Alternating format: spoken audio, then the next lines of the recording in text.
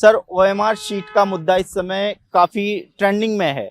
OMR sheet में 2018 की 3 भर्तियों में आरोप लगे। क्या कुछ कहना चाहेंगे, क्योंकि अब लगातार विवाद बढ़ता जा रहा है। देखिए, ये इशू अभी ट्रेंडिंग में मगर पुराना भी हो चुका है, क्योंकि काफ़ी टाइम से इसको सब मीडिया कवर कर रहा है। ये ओएमआर शीट वाला इशू है, 2019 का है। काफ़ी पुराना प्रकरण है। और जब मेरे संज्ञान में आया तो मैंने इसको फ़ौरन एसओजी को बताया, और एसओजी ने उस पर कार्रवाई की। मुझे बहुत खुशी है कि फाइनली उस पर एक्शन हुआ, और जो उसमें जिनके दोषी लोग हैं वो, या जो संभावित दोषी, वो पकड़े गए। और उनमें से दो जने थे जो कि कर्मचारी चयन बोर्ड के थे। एक प्रवीण गंगवाल साहब और एक संजय माथुर साहब। तो प्रवीण गंगवाल साहब तो पहले ही जा चुके थे मेरे आने से पहले। मैं अगस्त 2023 में आया था, और उसके पहले वो पोस्टिंग जा चुके थे। और संजय माथुर साहब हमारे साथ में बने हुए थे, वो काम कर रहे थे। लेकिन सबसे मुख्य बात इसमें ये है कि ये जो फर्जीवाड़ा हुआ, उसका जो मुख्य जो उसका सूत्रधार था, वो आउटसोर्स एजेंसी थी, जो कि स्कैनिंग करती है और फिर रिजल्ट बनाती है। और बाकी जो लोग उससे मिल गए थे, तो फिर कार्रवाई हुई।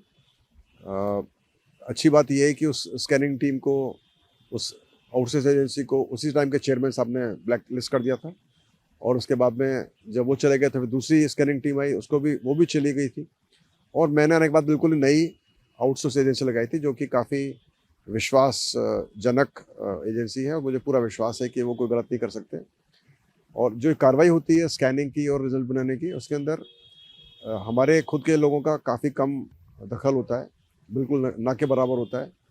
और ये एक ट्रेडिशन है जो कि हर जगह पर करा जाता है। कर्मचारी चयन बोर्ड ने, बाकी पब्लिक सर्विस कमीशन, बाकी बोर्ड के अंदर भी यही ट्रेडिशन होता है। और ये अच्छा प्रैक्टिस है, सेफ है, और कोई गड़बड़ी की आशंका नहीं है। और मैं आपके माध्यम से सभी युवाओं को आश्वस्त करना चाहूँगा कि हमारे टाइम पे जो भी भर्तियाँ हुई हैं 2024-2025 में, वो बिल्कुल साफ़ सुथरे तरीके से हुई हैं। कोई गड़बड़ी की संभावना नहीं है। और त्रुटि हो सकती है, किसी भी चीज़ में त्रुटि हो सकती है, लेकिन गलत मंशा से जानबूझकर गलती करना वो संभव नहीं है। और पूरा जो हमारा ऑफिस है, हमारा जो सिस्टम है, वो जांच के लिए खुला हुआ है। जब भी चाहे इसमें कोई जांच करना चाहे, जांच हो सकती है। और यदि कोई इसमें दोषी पाएगा तो उसके खिलाफ सख्त कार्रवाई होनी चाहिए, चाहे उसमें मैं हूँ, चाहे और कोई हो। सर, पूर्व सीएम अशोक गहलोत, साथ ही पीसीसी चीफ गोविंद सिंह डोटासरा ने एक आरोप लगाया है कि जो व्यक्ति 2018 में वहां बैठा था, वो 2026 तक वहां बैठा था। तो इसकी क्या गारंटी है कि वो अब तक की भर्ती परीक्षाओं में जो ओएमआर शीट है उसके साथ छेड़छाड़ नहीं कर रहा था? देखिए, मैं किसी भी नेताओं या बड़े लोगों के कथन के ऊपर कोई कमेंट देना नहीं चाहता। वो उनका अपना सोच है और जो कहना चाहते हैं। लेकिन जो मेरी सोच है बताना चाहूँगा, और वो ये है कि अ, ये सोचना बिल्कुल जायज़ है कि भाई यदि वो आदमी फर्जी है, गलत काम किया है उसने 2019 में, तो दोबारा भी कर सकता है, बिल्कुल कर सकता है। मगर जैसा मैंने बताया आपको 2 सेकंड 2 मिनट पहले, कि इस पूरे कार्रवाई को एक सिविल एजेंसी करती है, आउटसोर्स एजेंसी करती है। तो यदि वो मिल जाए, फिर कुछ भी संभव है। तो चूँकि मैंने अपनी खुद की एजेंसी लगाई थी, और वो मेरी बिल्कुल विश्वासजनक एजेंसी है, तो उसमें गड़बड़ की कोई संभावना नहीं है। तो चाहे उसमें गड़बड़ लोग हों, चाहे संजय माथुर, चाहे और भी कोई हो, चाहे उन्होंने पहले कुछ भी किया हो, लेकिन यदि वो एजेंसी मेरे विश्वास में है, तो वो गलत काम नहीं करेगी।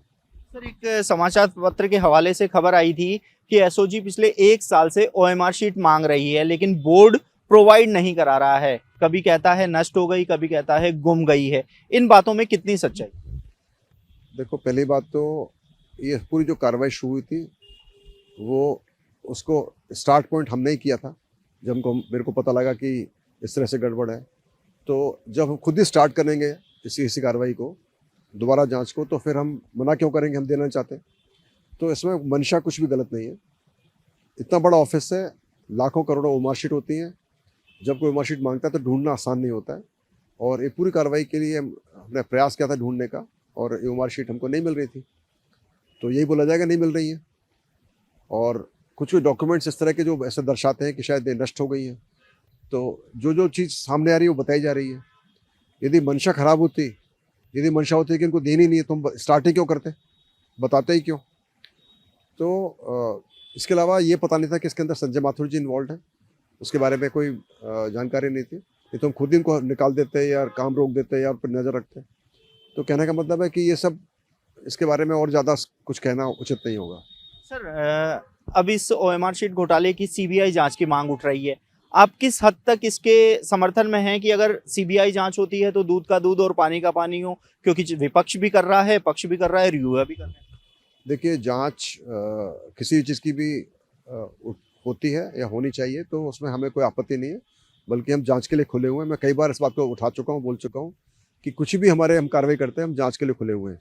इसका सीधा सा उदाहरण है कि जब पहले परीक्षा का रिजल्ट आता था तो सिर्फ 2 गुना का रिजल्ट हम जारी करते थे, उसमें से रोल नंबर होते थे, पता भी नहीं पड़ता था कि उस रोल नंबर का आदमी कौन है, नाम क्या है, उसका मेरिट में स्थान क्या है। अभी हम 40-40 हज़ार पेजों का रिजल्ट जारी कर रहे हैं चतुर्थ श्रेणी का, जिसके अंदर नॉन टीएसपी के बच्चों का 35,000 बच्चों का एक पीडीएफ डॉक्यूमेंट हमने अपलोड किया है, शेयर किया है सोशल मीडिया पर। उसमें सिर्फ रोल नंबर ही नहीं, उस रोल नंबर का बच्चे का नाम, माता पिता का नाम, उसकी कैटेगरी, सब कैटेगरी, प्राप्तांक, चौथे डेसिमल तक, नॉर्मलाइज मार्क्स और मेरिट में स्थान। तो हम तो खुद सिस्टम को खोल रहे हैं, हम प्रयास करें कि जितना खुल सके, जितना ट्रांसपेरेंट बन सके करें। तो हम जांच के लिए खुले हुए। जहाँ तक कोई किसी भी जांच का सवाल है कि सीबीआई की जांच हो या और कोई जांच हो, ये निर्णय सरकार करेगी, और हम we are open for any kind of जांच।